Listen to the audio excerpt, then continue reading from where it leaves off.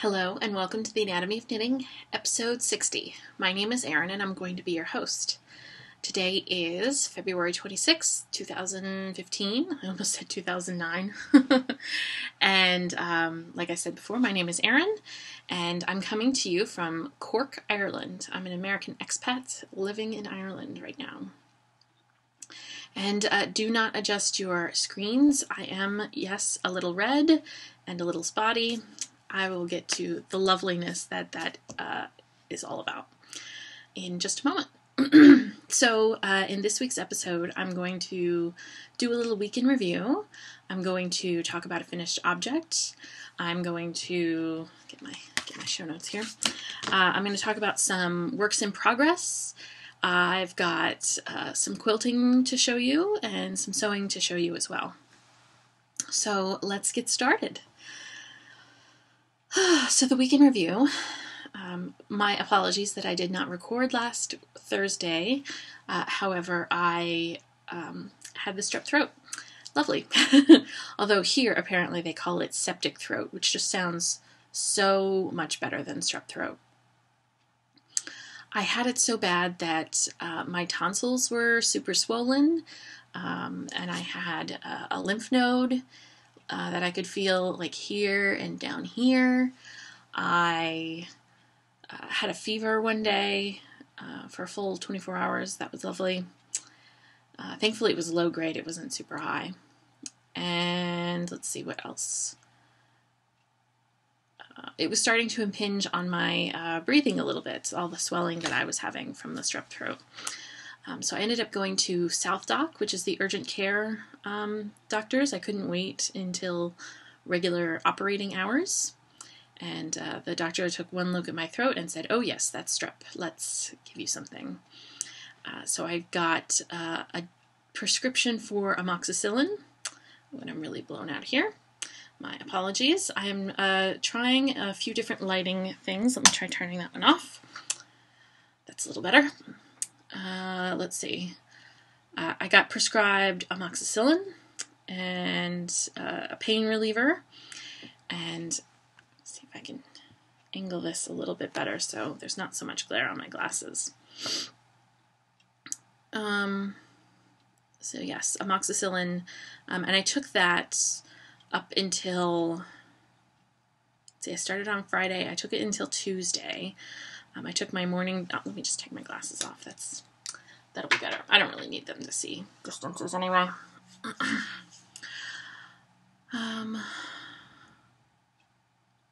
Okay, where was I? Oh, so I then started to develop a little bit of a rash on the inside of my arms and on my feet, and that has progressed to a rash all over my body.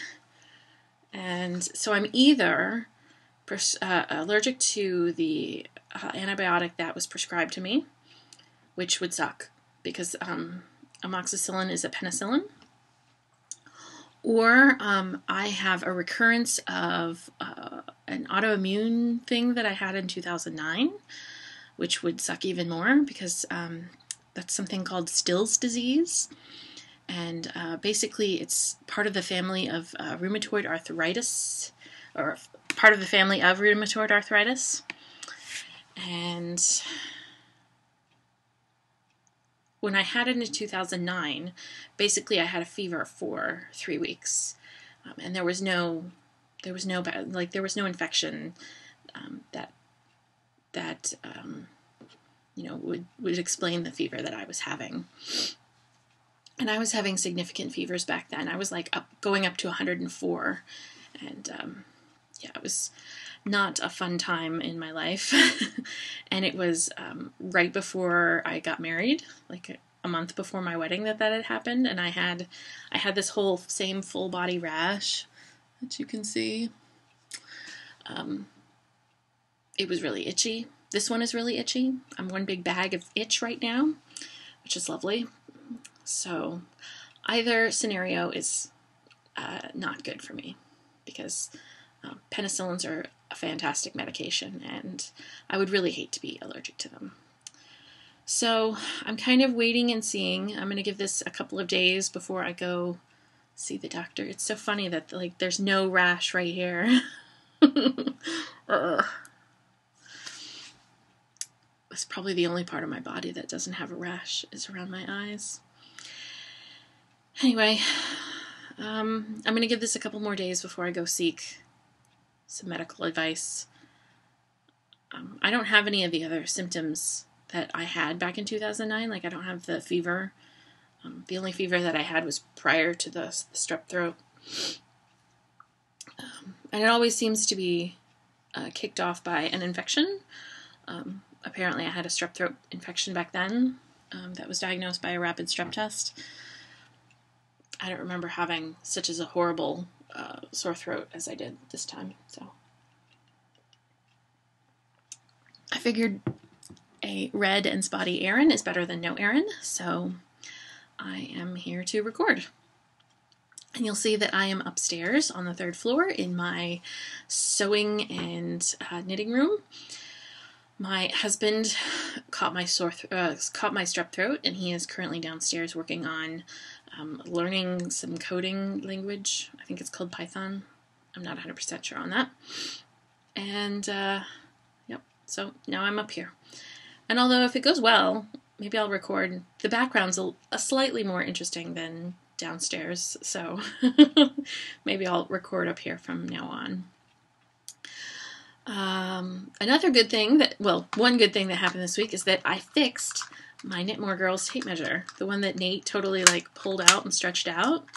I somehow fixed it. I kept I pushed the button and I started trying to feed it back in, and all of a sudden it started working again. So I'm thankful for that. Yeah. So that is everything that's in the week in review. And my apologies if you don't like to see me scratch myself, but big bag of itch right now. So we'll get on to the knitting. The first thing that I have to show you is Nathaniel's finished sockhead hats. And as per usual, he took one look at it and said that it is not for him. Well, he didn't say that, but he kind of gave me that impression that it is not for him. There's the top.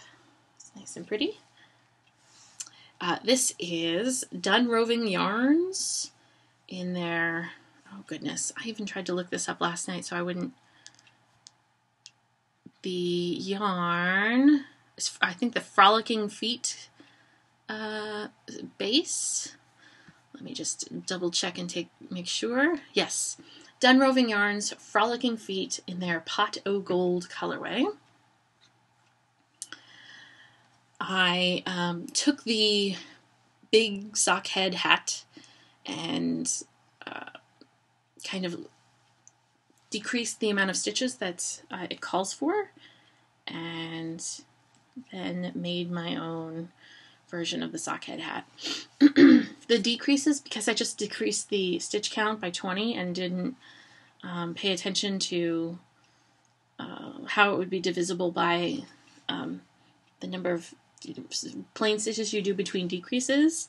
My decreases don't all line up because just decreasing the 20 stitches made, I think you knit 6 and then you knit 2 together to start decreasing, and that didn't go evenly with my stitch count that I had. But it doesn't matter. It's for a little boy and he doesn't care. And he actually doesn't wear it because he still loves wearing the, I think I know what's causing all that glare. Let's see. Oh yes, let's try putting the glasses back on.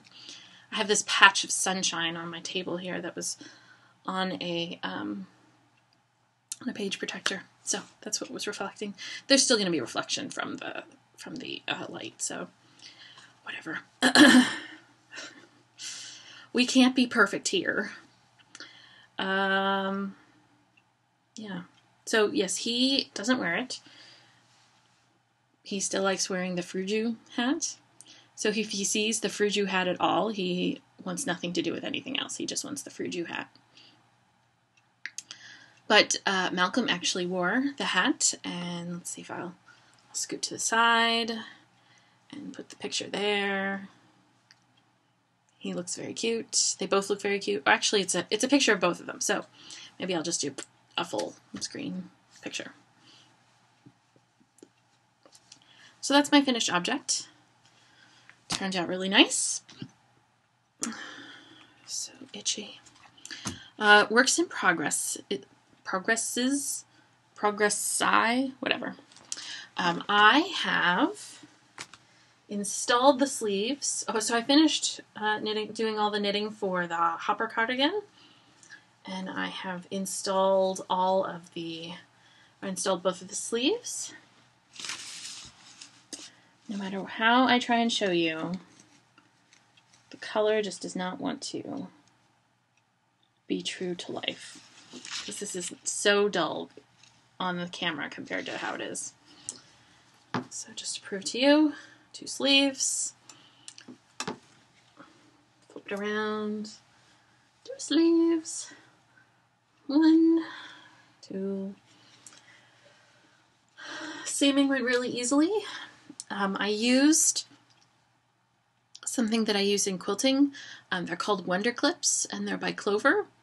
And basically they're these like plastic clips that you can use to hold binding in place, but I use to hold the sleeve in place while I set it in, as they say.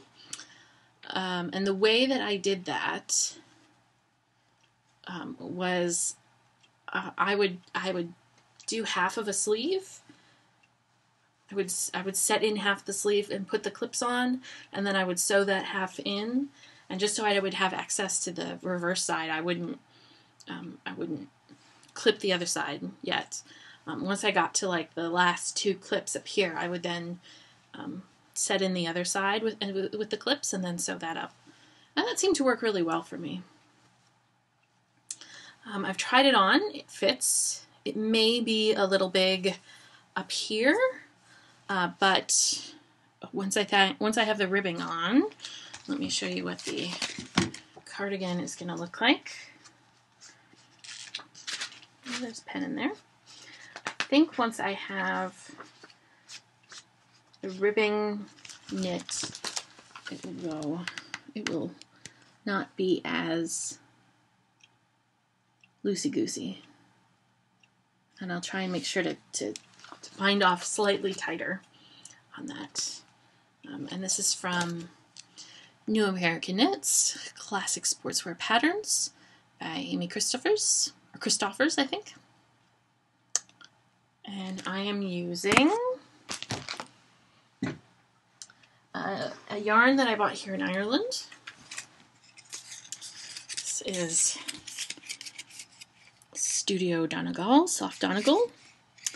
It is 100% merino wool spun by Donegal Yarns in Kilcar, County Donegal, here in Ireland. That, I don't know what that says, but it's Irish. And hand wash, dry flat. US 7s. Approximately 210 yards. There's the gauge information. I'm definitely going to have some yarn left over. This is what's left of the ball that I have. And I still have at least 3, maybe 4 skeins left downstairs. I tend to overbuy if I'm knitting a cardigan, because it's better to have too much than not enough. Oh, this is my husband's Star Trek mug, but it is a nice giant mug. It's about as big as my head, and it holds lots of berries tea, which is what I'm drinking. So that's the hopper cardigan. I skipped over what I had written before. So I anticipate I might be finished with that next week. I don't think that there's much finishing left to do. Let's see.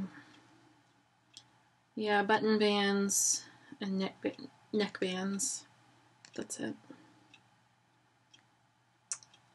So, not too much left. And I might have all the knitting done next week. I don't think I have buttons that I can use for it. But I know I have buttons for the antler cardigan that I knit that I've never actually installed the buttons in. So maybe I'll steal those buttons. We'll have to see. The next thing that I have is Malcolm's hat, although it'll be a baby hat, or not a baby, but a little boy hat. I still am in the habit of calling the boys babies, even though they are no longer babies. That's not what I want. Apparently left the tag downstairs. This is the yarn that I'm using. I have to find the information because I left the tag downstairs. This is a Tree Hugger's Wife sturdy sock in the Forest Canopy colorway. I purchased this when my husband and I went on an Alaskan cruise, and we stopped in Juneau. And it's a little blue here that you can see compared to real life. It's a little more green. Yeah, it still looks a little too blue. That's the thing about colors.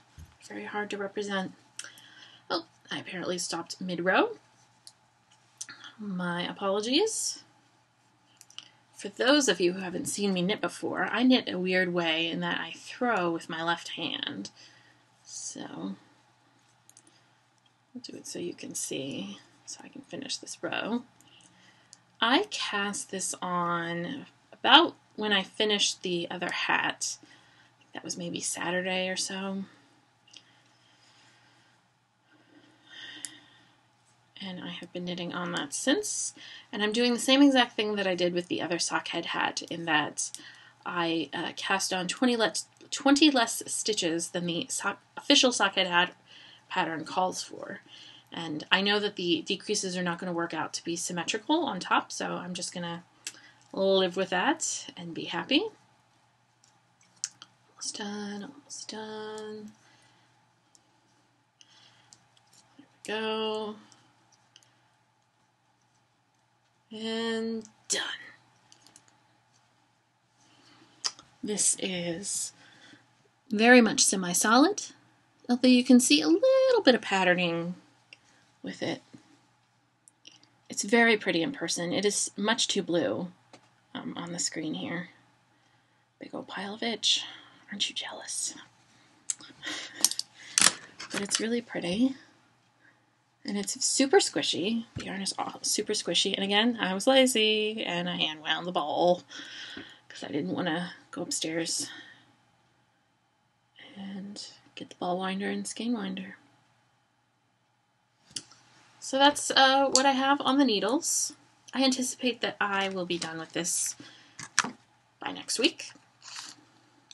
I have a little less than 5 inches of stockinette stitch done. I'm going to go to 8 inches, which is less what the it's less than what the official sockhead hat pattern calls for. But I found that that worked pretty well with the other hat and looks super cute. And then I've been keeping this in my reversible Michelle Stitches bag, and that's Michelle with one L. It's got this nice yellow fabric on the inside and this black fabric on the outside, and she's made it so you can really truly reverse it. I thought I was showing you, but apparently I'm not. There's a space where you can move the toggle back and forth, and I believe I like the black on the outside the best. The reverse has the black down at the bottom and then the yellow up there. Yeah, I just like this combination better.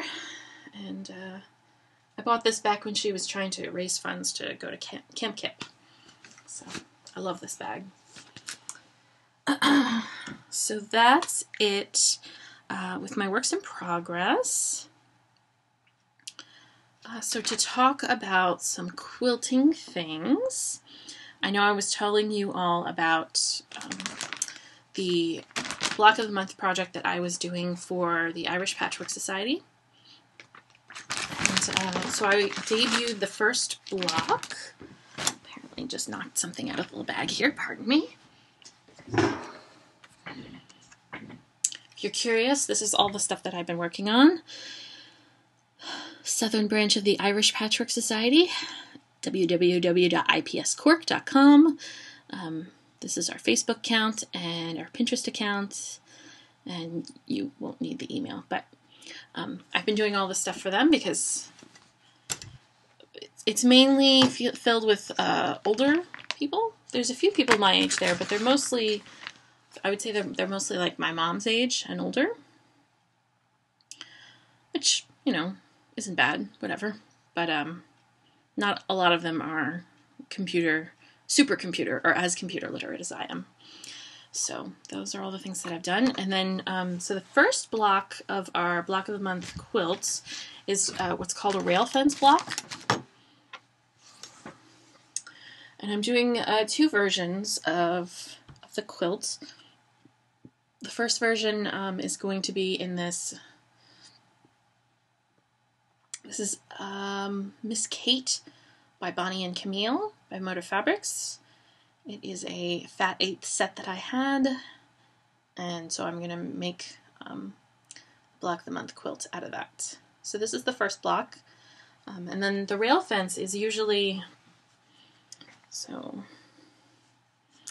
this here, this, you know, this white, green, pink, and blue is the sub block, I'll say, for those who aren't like quilting. You take 4 of those blocks to make one big block. And I made this by strip piecing. And let's see, what else? What else can I say about that? Oh, the rail fence can either be done with 4 different fabrics that you see here, or 2 different, or 3 different, or 5 different fabrics. And then you can do different arrangements. I liked it best with this kind of plus sign in the middle, or windmill kind of looking thing in the middle. Wow, look at that rash. It feels as bad as it looks, I'll say. And then this, I'm doing a more scrappy version. So this is just all different fabrics that I had in my stash. I kind of did the same thing with keeping the lightest fabrics in the middle to create that little windmill effect. So that's the first block, and we're going to be doing 12 separate blocks of that. I've already made the next block, and I've been working on the tutorial, but since it's a mystery block and I can't show you all, it'll have to wait until after March 14th. That's the next meeting date. So you can see the block then. Something else I can show you. I'm part of the Modern Irish Bee here from Modern Irish Quilters. And let's see. Let me find. Here we go. I was assigned to do a scrap buster block tutorial. Well, follow a scrap buster block tutorial. I don't see anything like any real name for this block, you know, like rail fence or something. So the queen that I am following this month asked us to create blocks like this. And using white fabric and then scraps of bright colored fabric. So there's leftover fabric from Nate's quilt, Nate's Christmas quilt there. Let's see if there's any. This fabric here is left over from a bag project that I made. This fabric here is from binding of a quilt that I just finished that I totally forgot that I should bring up and show you. So it'll give me something to show you next time. This purple, this blue, and this blue are from a project I'm currently working on called the Night Sky Quilt. And yeah, some of these are like the solid pinks are left over from a Yeah, the quilt that I finished that I haven't shown you. So I had to do 2 of these. So here's the other one.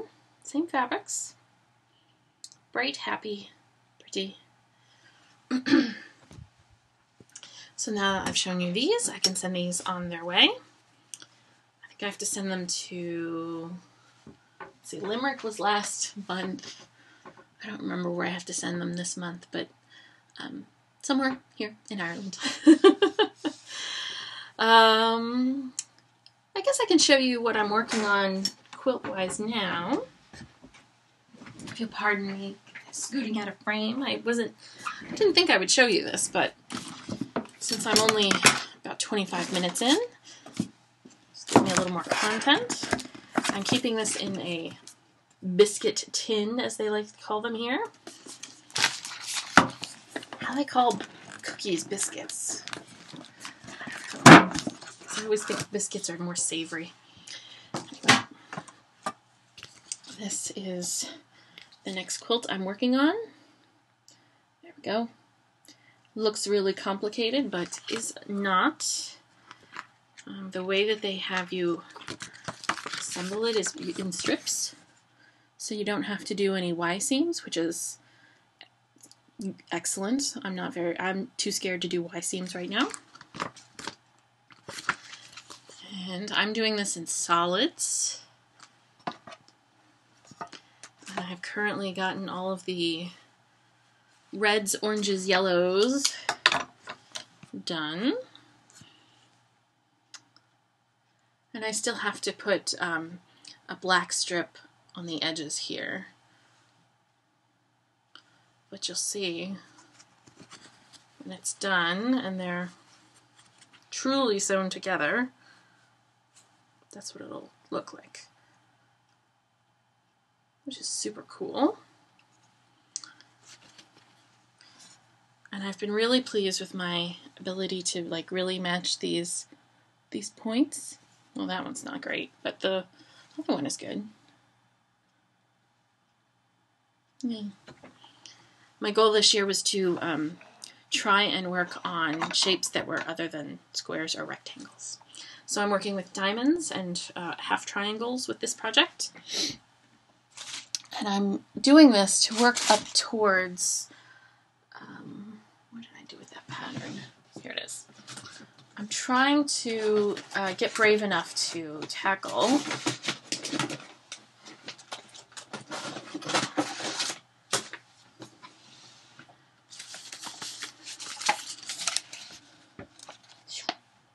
that quilt,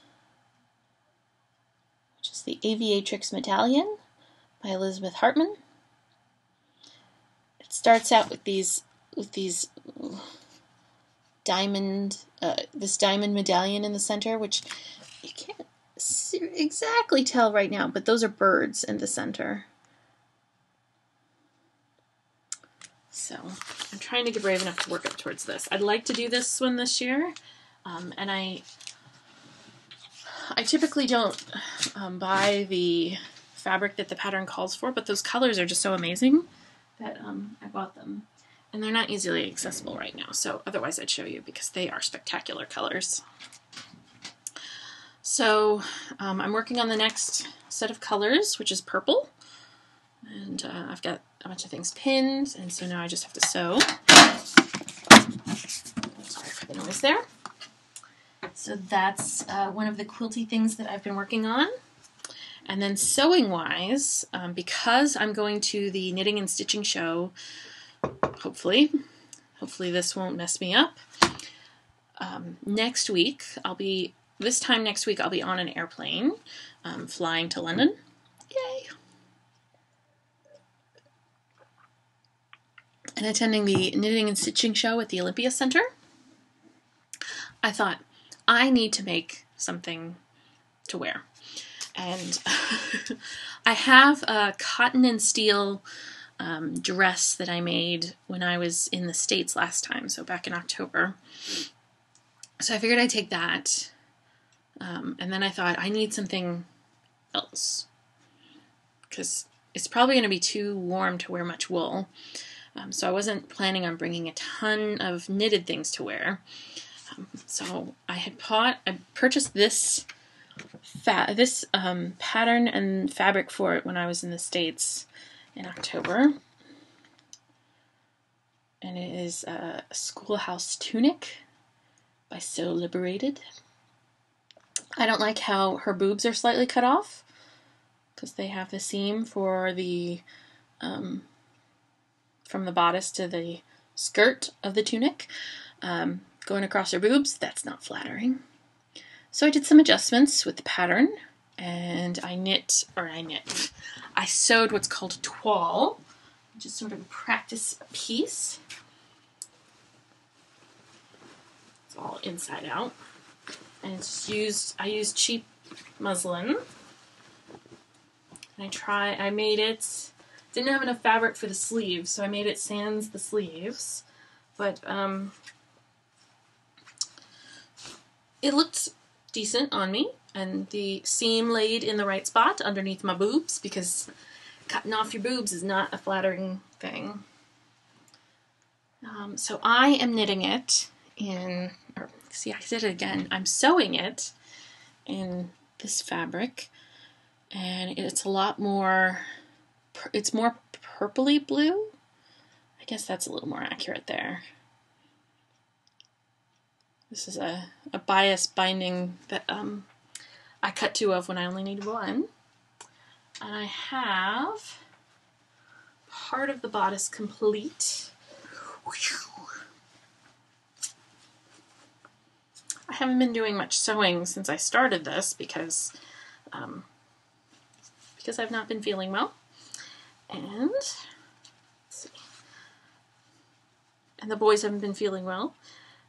Thankfully they don't have strep throat. But see, there we go. I have a sleeve sewn on, set in. I just have to sew it all together. And I have to do the other sleeve. So that's that. Do a little top stitching. Pretty. So hopefully after I finish recording and editing and posting, I can work on that, because I've gotten most of my chores that I needed to get done already. So I believe that's just about it. The last thing I wanted to show you, I was inspired from Kristen from the Wollonvine Yarns podcast and Wollonvine Yarns company. She was showing off a chocolate that she had gotten from Trader Joe's called Fireworks, which had, I think, like a spice in it to make it hot, and like Pop Rocks in it as well. And so this is what we have here. Cadbury Dairy Milk. This is their Marvelous Creations. It's their jelly popping candy version. They have chocolate covered candy and Pop Rocks, and then gummies as well in this bar of chocolate.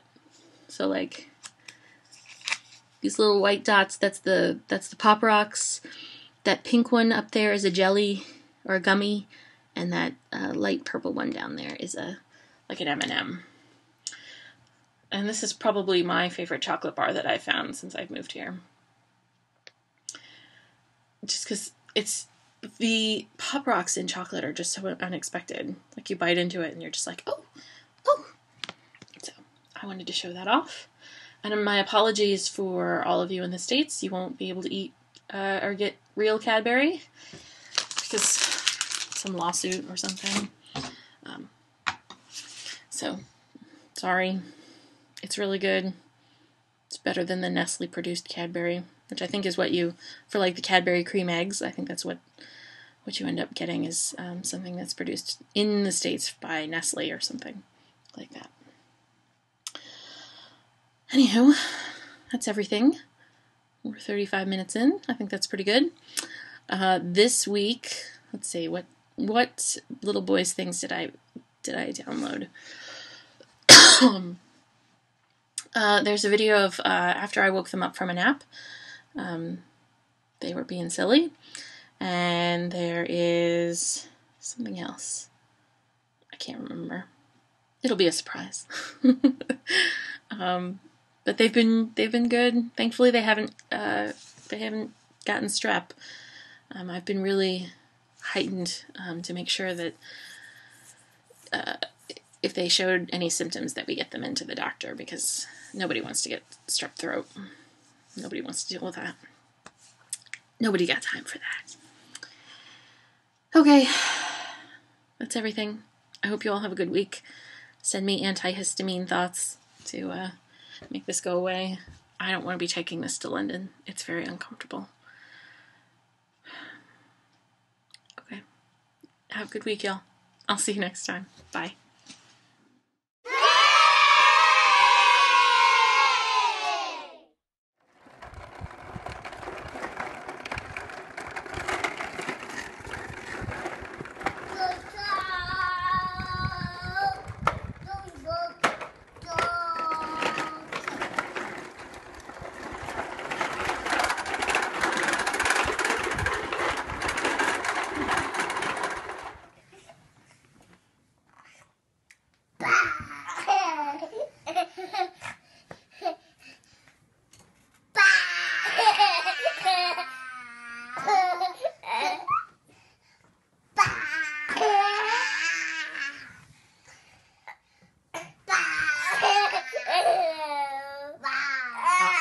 You know what happens when we play rough? Somebody gets hurt. Yeah.